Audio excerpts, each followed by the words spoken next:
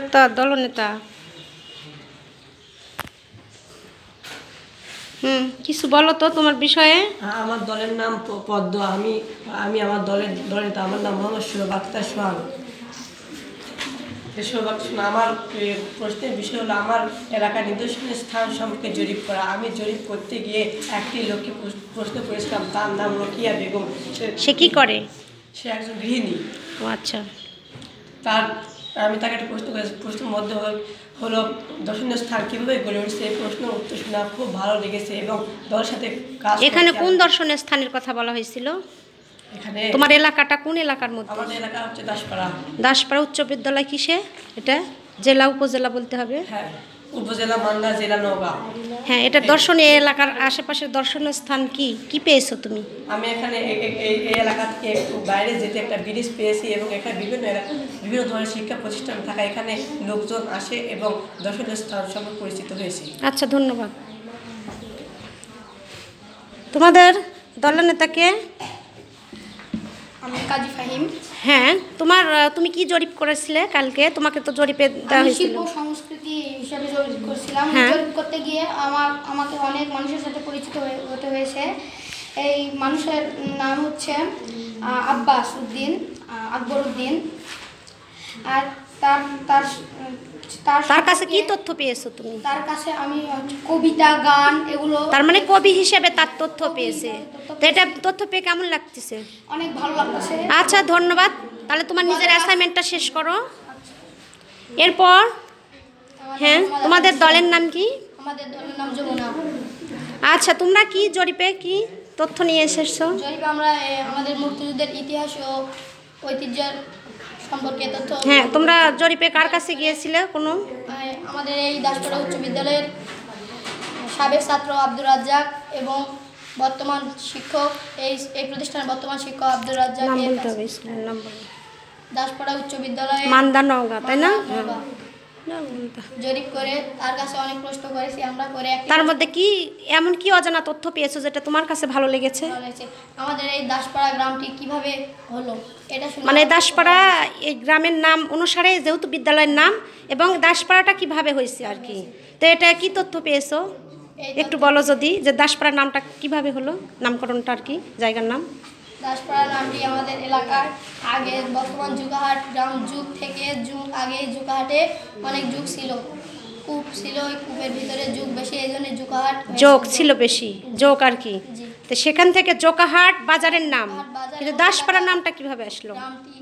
দাসপাড়া দাস ছিল আগে। জি। আচ্ছা, অনেক অনেক ধন্যবাদ। তো এটা তথ্য পেয়ে কেমন লাগছে তোমাকে? ভালো লাগছে। আচ্ছা, ধন্যবাদ। তোমার অ্যাসাইনমেন্ট কাজ শেষ করো এখন। আচ্ছা, তোমাদের দলের দলনেতাকে?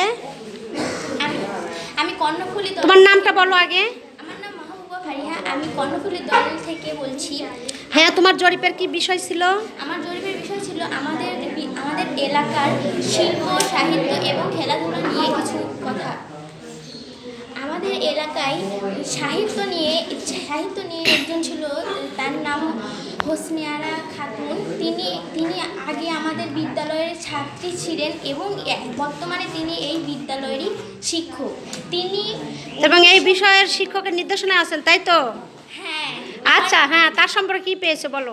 তার সম্পর্কে 1995 থেকে 1996 সালে তিনি সাহিত্যে কবিতা আবৃত্তি, বিতর্ক এবং উপস্থিত বক্তব্য দিয়ে জেলা, উপজেলা এবং এমনকি বিভাগ পর্যন্ত গিয়েছিলেন। তার পাওয়া পুরস্কারগুলো এখনো আমাদের বিদ্যালয়ে সংরক্ষিত রয়েছে। তোমাদের এই শুনে কেমন লাগছে নতুন নতুন তথ্যগুলো পেয়ে? আমাদের শুনে অনেক ভালো লাগছে। আমরা এরভাবেই আরও নতুন নতুন তথ্য পেতে চাই। আচ্ছা, অসংখ্য ধন্যবাদ। তাহলে তোমার অ্যাসাইনমেন্ট কাজ তুমি শেষ করো। আচ্ছা আচ্ছা, ওকে। এরপরে তোমাদের দলের নাম কি? দলনেতাকে? আসসালামু আলাইকুম। আমাদের দলের নাম আত্রাই। আমাদের অ্যাসাইনমেন্টের বিষয়টি ছিল আমার এলাকার কবি, মুক্তিযুদ্ধ, সাদা মনের মানুষ ও বিখ্যাত মানুষ সম্পর্কে তথ্য এবং তিনি কি। কিন্তু আসলে এটার আমাদের অ্যাসাইনমেন্টের বিষয় ছিল, এটা জরিপের বিষয় ছিল। অ্যাসাইনমেন্টের বিষয় ছিল যে আমাদের এলাকাটা অন্য এলাকা থেকে ভিন্ন কেন। তাহলে এই এলাকার এই ভিন্নতা দূর করতে গিয়ে তুমি এই জরিপের কাজটা করেছো। তো তোমাদের দলীয়ভাবে কাজ করতে পেরে কেমন লাগছে? আমাদের দলীয়ভাবে কাজ করতে পেরে খুব ভালো তো লাগছে। তোমরা এটার জন্য কার কার শরণাপন্ন হয়েছিলে তথ্য পাওয়ার এটার জন্য? আমরা তথ্য পাওয়ার জন্য তালপাতিলা গ্রামের একটি মুক্তিযোদ্ধার কাছে গিয়েছিলাম। হ্যাঁ। তার নাম শামসুর রহমান। হ্যাঁ। তার পিতার নাম মৃত ইসমাইল হোসেন, মাতার নাম মৃত মমেনা বেগম, গ্রাম তালপাতিলা, তার বয়স 73। আচ্ছা, উনি কোথায় যুদ্ধ করেছিলেন সেটুকু কি তথ্য পেয়েছো? কোন ইয়েতে ছিল, সেক্টরে বা কোন এলাকাতে সে যুদ্ধ করেছিল? এটা কি তথ্য জানতে পেরেছো? 7 নম্বর সেক্টরে। 7 নম্বর সেক্টরে। তাহলে এগুলো তথ্য পেয়ে তোমরা একজন মুক্তিযোদ্ধার সান্নিধ্যে গিয়েছো, খুব ভালো লাগছে না? তার তথ্য পেয়ে, তার সান্নিধ্য পেয়ে, নতুন নতুন তথ্য পেয়ে। আর এই যে নতুন নতুন কাজ, নতুন ক্যারিকুলাম নিয়ে তোমরা যে কাজ করছো, আজকে প্রথম তোমাদের কিন্তু ষান্মাসিক, তাই না, মূল্যায়নটা শুরু হয়েছে, শিক্ষণকালীন এবং হচ্ছে ষান্মাসিক মূল্যায়ন, যারা সামষ্টিক মূল্যায়নটা। তো এটা দিতে পেরে তোমরা প্রথম ব্যাচ হিসেবে তোমার কেমন অনুভূতি, কেমন ভালো লাগছে? ব্যাচ হিসেবে আমার খুব সুন্দর অনুভূতি হচ্ছে। এই নতুন অভিজ্ঞতা কেমন লাগতেছে এগুলো? নতুন অভিজ্ঞতা খুব সুন্দর লাগছে। এবং ভবিষ্যতে আরও ভালো হবে, তাই না? এই উদ্যোগটা সরকারের ধন্যবাদ না? সরকারকে ধন্যবাদ দেওয়া উচিত না?